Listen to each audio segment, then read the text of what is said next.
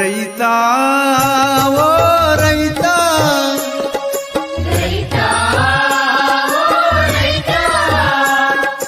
ನಿನ್ನಿಂದಲೇ ಜಗದಿ ಜಯ ಭಾರತ ಜಯ ಭೇರಿ ಭಾರತ ನಿನ್ನಿಂದಲೇ ಜಗದಿ ಜಯ ಭಾರತ ರೈತ ಓ ರೈತ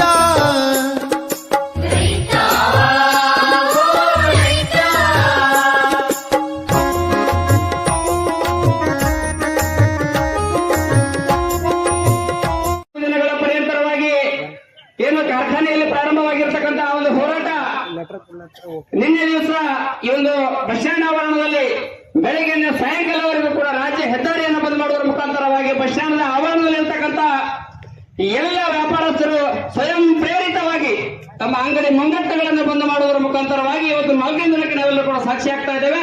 ಯಾಕಂತ ಕೇಳಿದ್ರೆ ರೈತ ವರ್ಗ ಈಗ ಎಚ್ಚೆತ್ತುಕೊಳ್ತಾ ಇದೆ.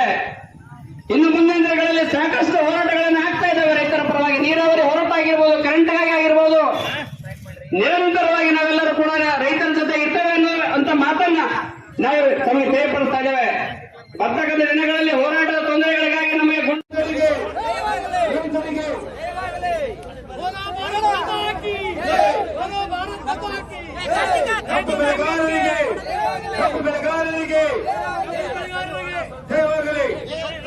ಭಾರತ್ ಮಾತಾ ಕಿ ಭಾರತ್ ಮಾತಾ ಕಿ ಜೈ ಜವಾನ್ ಜೈ ಜವಾನ್ ಕಬ್ಬು ಬೆಳೆಗಾರ ಹೋರಾಟಕ್ಕೆ ರೈತ ಸಂಘಕ್ಕೆ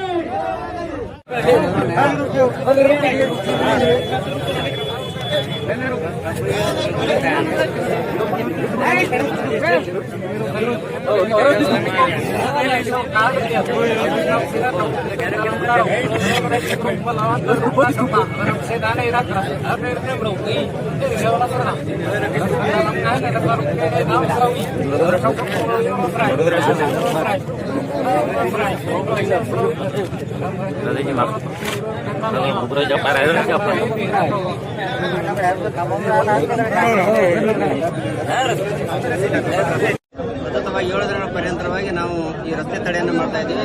ಈಗಾಗಲೇ ನಮ್ಮ ರಾಜ್ಯ ಸರ್ಕಾರ 3,300 ರೂಪಾಯಿಗಳ ಬೆಲೆಯನ್ನು ನಿಗದಿ ಮಾಡಿದೆ.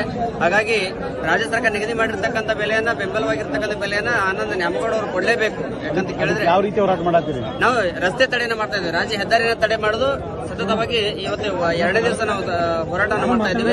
ನಾಳೆ ಎಷ್ಟು ತಾಲೂಕು ಬಂದ್ ಆಗಿದೆ? ಈಗಾಗಲೇ ನಮ್ಮ ಇಂಡಿ ತಾಲೂಕು ಮತ್ತು ಸ್ನೇಹಿತ ತಾಲೂಕು 2 ತಾಲೂಕನ್ನು ಬಂದ್ ಮಾಡಿದ್ದೀವಿ.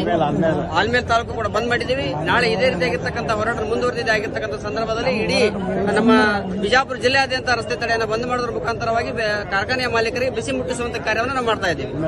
ರವಿಕಿರಣ್ ಕೆರೋಟಿಗೆ, ರವಿಕಿರಣ್ ಕೆರೋಟಿಗೆ.